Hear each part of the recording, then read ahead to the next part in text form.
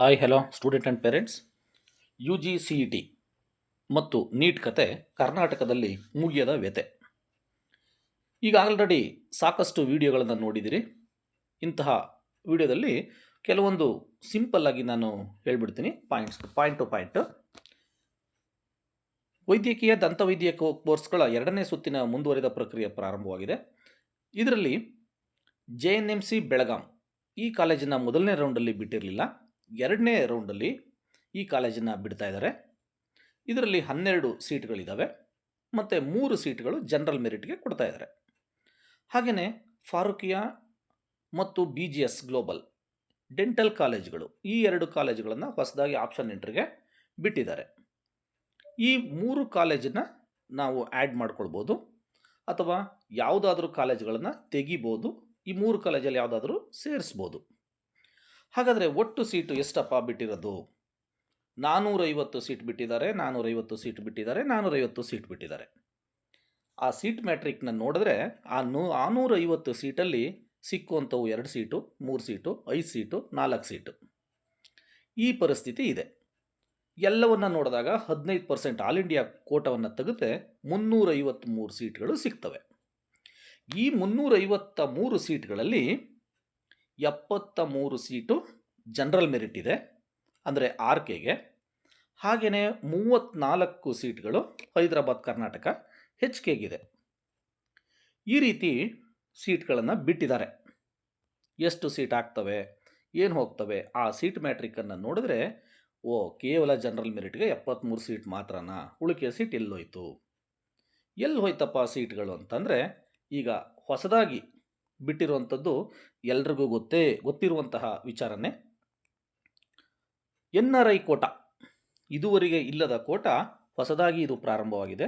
NRI Kota ಅಂತ ಹೇಳಿ ಆ NRI ಕೋಟಕ್ಕೂ ಸಹ 51 ಸೀಟ್ಗಳು ಹೋಗಿದ್ದಾವೆ. ಸರ್ಕಾರಿ ಮೆಡಿಕಲ್ ಕಾಲೇಜುಗಳಲ್ಲಿ NRI ಕೋಟಾ ಮಾಡಿರುವಂಥದ್ದು ಇತಿಹಾಸದಲ್ಲಿ ಇದೊಂದು ದಾಖಲೆ. ಸೊ ಹಾಗಾಗಿ ನಮಗೆ ಬರಬೇಕಾದಂಥ ಸೀಟ್ಗಳೇನಾಗಿದ್ದಾವೆ, ತುಂಬ ಕಡಿಮೆ ಆಗಿದ್ದಾವೆ. ಇದೆಲ್ಲವನ್ನು ನೋಡಿದ್ರೆ ಬಡವರ ಮಕ್ಕಳ ಹೊಟ್ಟೆಯ ಮೇಲೆ ಒಡೆದಂತೆ ಅಂತ ಹೇಳ್ಬೋದು. ಇರಲಿ, ಅದೇನೇ ಇರಲಿ, ಅದು ಸರ್ಕಾರದ ಆದೇಶ, ನಾವೆಲ್ಲರೂ ಪಾಲನೆ ಮಾಡಲೇಬೇಕಾಗುತ್ತೆ. ಈ ಸೀಟ್ ಮ್ಯಾಟ್ರಿಕಲ್ಲಿ JGMMMC ಸೀಟ್ ಮ್ಯಾಟ್ರಿಕ್ನಲ್ಲಿ ಇಲ್ಲ, ಹುಬ್ಳಿ. ಯಾಕಿಲ್ಲ ಅಂತ ಅಂದರೆ NMCಯಿಂದ ಯಾವುದೇ ಒಂದು ಆದೇಶ ಬಂದಿಲ್ಲ ಅಂತ ಹೇಳಿ ಪ್ರಸನ್ನ ಅವರು ಹೇಳಿದ್ದಾರೆ. ಹಾಗಾಗಿ ಬಂದ ನಂತರ ಆ ಕಾಲೇಜಿನ ಬಿಡ್ಬೋದು, ಬಿಡದೇ ಇರ್ಬೋದು. ನನಗೇನನ್ಸುತ್ತೆ ಅಂತ ಅಂದರೆ, ಆ ಕಾಲೇಜಲ್ಲಿ ಇರುವಂತಹ ಸೀಟ್ಗಳು ಸೆಮಿ ಗೌರ್ಮೆಂಟ್ಗೆ 6 ಲಕ್ಷದ ಸೀಟ್ಗಳು. ಆ ರೀತಿ 6 ಲಕ್ಷದ ಸೀಟು ಯಾವುದೇ ಸೀಟ್ಗಳನ್ನು ಸರ್ಕಾರಕ್ಕೆ ಅವರು ಕೊಟ್ಟಿಲ್ಲದ ಪಕ್ಷದಲ್ಲಿ ಸೀಟ್ ಮ್ಯಾಟ್ರಿಕ್ಗೆ ಬಿಡಕ್ಕೆ ಬರಲ್ಲ ಅಂತ ನಾನು ಅಂದ್ಕೊಂಡಿದ್ದೀನಿ. ಮುಂದೆ ನೋಡೋಣ ಸರ್ಕಾರದ ಆದೇಶ ಯಾವ ರೀತಿ ಬರ್ತದೆ, KN ಅವರು ಯಾವ ರೀತಿ ಮಾಡ್ತಾರೆ, ಆ ರೀತಿ ಮುಂದುವರಿಬೋದು. ಇನ್ನು ಇದಕ್ಕಿಂತ ಪ್ರಮುಖವಾದಂಥ ವಿಚಾರ ಏನಂತಂದರೆ, ಪ್ರೈವೇಟ್ ಮೆಡಿಕಲ್ ಸೀಟು ಬಿಡಬಹುದು ಅಂತ ಹೇಳ್ತಾ ಇದ್ದಾರೆ. ಅದು ಬಿಡ್ತಾರಾ ಇಲ್ವಾ ಗೊತ್ತಿಲ್ಲ.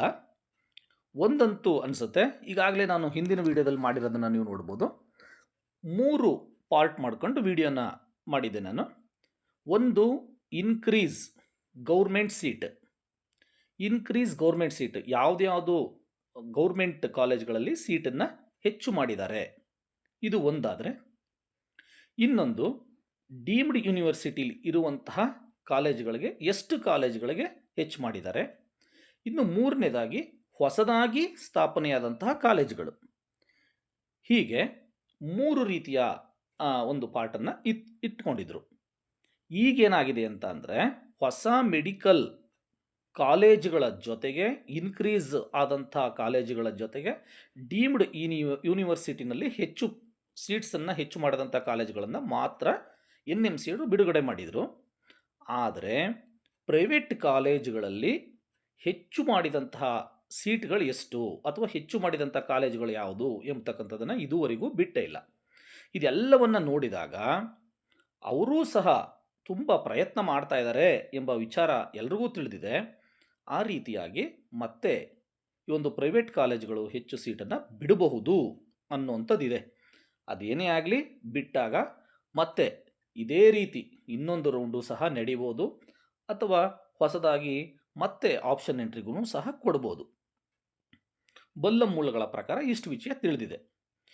ಇನ್ನೂ ಒಂದು ಮುಖ್ಯವಾದಂತಹ ವಿಚಾರ ಏನಪ್ಪ ಅಂತಂದರೆ, ಇವಾಗ ಏನು ಮೊದಲನೇ ರೌಂಡಲ್ಲಿ ಬಿಟ್ಟಿದ್ದಾರೆ, ಅಂದರೆ ಮಾಕ್ ರೌಂಡ್ ಅಂತ ಏನು ಬಿಟ್ಟಿದ್ದಾರೆ, ಆ ಮಾಕ್ ರೌಂಡಲ್ಲಿ ನಮಗೆ ಅನಿಸಿದ ಪ್ರಕಾರ ಅದೇ ಇರುತ್ತೆ ಅಂತ ನಾವು ಹೇಳ್ತಿದ್ವಿ.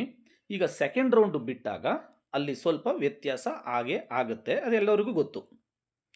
ಆದರೆ ಈ ಒಂದು ನಮ್ಮ ಅಂಕಿ ಅಂಶದ ಪ್ರಕಾರ ಇನ್ನೂ 64 ಸ್ಟೂಡೆಂಟ್ಸ್ಗಳು ಹೊರಗಡೆನೇ ಇದ್ದಾರೆ, ಅವರು ಒಳಗಡೆ ಬಂದಿಲ್ಲ ಎಂಬತಕ್ಕಂಥ ವಿಚಾರ ತಿಳಿಸ್ಬೇಕು. ಯಾಕೆ ಅವ್ರು ಯಾರು 64 ವಿದ್ಯಾರ್ಥಿಗಳು ಅಂತ ಅಂದರೆ,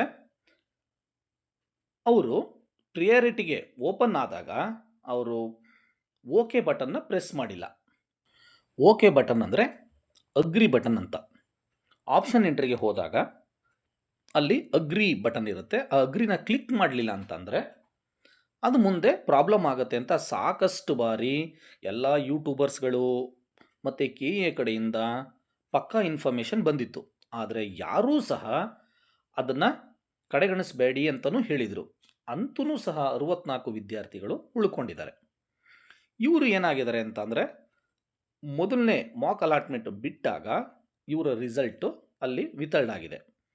ಈ 64 ವಿದ್ಯಾರ್ಥಿಗಳು UGCET ಮತ್ತು ನೀಟ್ ವಿದ್ಯಾರ್ಥಿಗಳು ಸಹ ಆಗಿದ್ದಾರೆ. ಇಲ್ಲಿ ಸ್ವಲ್ಪ ವೇರಿಯೇಷನ್ ಆಗ್ಬೋದು. ಸೀರಿಯಲ್ ನಂಬರ್ಸ್ ಏನಿದೆ, ನಮ್ಮ ಈ ಒಂದು ವಿದ್ಯಾರ್ಥಿಗಳ ಸೀರಿಯಲ್ ನಂಬರ್ಸ್ ಆಲ್ರೆಡಿ ಬಿಟ್ಟಿರುವಂಥದ್ದು, ಇದರಲ್ಲಿ ಸ್ವಲ್ಪ ವೇರಿಯೇಷನ್ ಆಗ್ಬೋದು.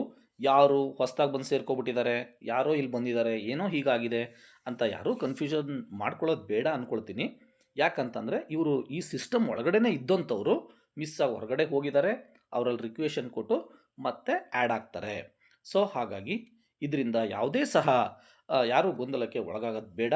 ಇನ್ನು ಹಿಂದೆ ಸಹ ಕೆಲಸವನ್ನು ಶುರು ಮಾಡೋಣ. ಎಲ್ಲರೂ ಎಚ್ಚರಿಕೆಯಿಂದ ಇರಿ. KAನವರು ಏನನ್ನು ಟೈಮ್ ಕೊಟ್ಟಿದ್ದಾರೆ ಆ ಟೈಮ್ಗೆ ನಾವೆಲ್ಲರೂ ಸಹ ಸಿದ್ಧವಾಗಿರಬೇಕು. ಅಭ್ಯರ್ಥಿಗಳು 6/9/2025 4 ಗಂಟೆಯಿಂದ 8/9/2025 ಮಧ್ಯಾಹ್ನ 1 ಗಂಟೆ ಒಳಗಡೆ, ಕೆಲವೊಂದು ಕಡೆ 2 ಗಂಟೆಯ ಒಳಗಡೆ ಅಂತ ಕೊಟ್ಟಿದ್ದಾರೆ, ಕೆಲವೊಂದು ಕಡೆ 1 ಗಂಟೆಯ ಒಳಗಡೆ ಅಂತ ಕೊಟ್ಟಿದ್ದಾರೆ, ತಮ್ಮ ಆಯ್ಕೆಗಳನ್ನು ದಾಖಲಿಸಿ ಕಂಪ್ಲೀಟ್ ಮಾಡ್ಕೋಬೇಕು. ಮತ್ತೆ ಬಿಡ್ತಾರೆ, ನೆಕ್ಸ್ಟು ಇನ್ನೂ ಒಂದು ದಿವಸ ಎಕ್ಸ್ಟೆಂಡ್ ಆಗುತ್ತೆ ಅಂತ ಕಾಯೋದು ಬೇಡ. ನಮ್ಮ ಕೆಲಸವನ್ನು ನಾವು ಕಂಪ್ಲೀಟಾಗಿ ಮಾಡ್ಕೊಬಿಡೋಣ. ಕಂಪ್ಲೀಟಾಗಿ ಮಾಡಿಕೊಂಡು ನಾವು ಕ್ಲಿಯರ್ ಆಗಿಬಿಡೋಣ. ಒಟ್ಟಾಗಿ ಅಭ್ಯರ್ಥಿಯು ಅಂತಿಮವಾಗಿ ಸಲ್ಲಿಸಿರುವಂಥ ಆಪ್ಷನ್ಗಳ ಪಟ್ಟಿಯನ್ನು ತಪ್ಪದೆ ಪ್ರಿಂಟ್ ಮಾಡಿ ಇಟ್ಕೋಬೇಕು ಅಂತ ಹೇಳಿದ್ದಾರೆ. ನೀವು ಪ್ರಿಂಟ್ ಮಾಡದೇ ಹೋದರೂ ಪರವಾಗಿಲ್ಲ, ಡೌನ್ಲೋಡ್ ಮಾಡಿ ಆದ್ರೂ ಸಹ ಅದನ್ನು ಇಟ್ಕೊಳ್ಳಿ. ಯಾಕಂತಂದರೆ ಮುಂದೆ ಅದು ಬೇಕಾಗ್ತದೆ. ಯಾವುದೇ ರೀತಿಯಾದಂಥ ವ್ಯತ್ಯಾಸಗಳು ಕಂಡು ಬಂದರೆ ನಮ್ಮ ದಾಖಲೆಗಾಗಿ ಇದು ಬೇಕಾಗ್ತದೆ. ಸೊ ಹಾಗಾಗಿ ಎಲ್ಲರೂ ಸಹ ಆಪ್ಷನ್ ಎಂಟ್ರಿ ಕಡೆ ಸ್ವಲ್ಪ ಗಮನ ಹರಿಸಿ. ಹೀಗೆ ಈ 2ನೇ ಸುತ್ತಿನ ವೈದ್ಯಕೀಯ ದಂತವೈದ್ಯಕೀಯ ಕೋರ್ಸ್ಗಳ ಒಂದು ಮುಂದುವರಿದ ಪ್ರಕ್ರಿಯೆ ಪ್ರಾರಂಭವಾಗಲಿ. ಯಾರ್ಯಾರು ಬಾರ್ಡ್ರಲ್ಲಿದ್ದಾರೋ ಎಲ್ರಿಗೂ ಸಹ ಸೀಟ್ ಸಿಕ್ಕಲಿ ಅಂತ ಕೇಳ್ಕೊಳ್ತಾ ಇಂದಿನ ವಿಡಿಯೋನ ಕಂಪ್ಲೀಟ್ ಮಾಡ್ತಾಯಿದ್ದೀನಿ. Thank you very much.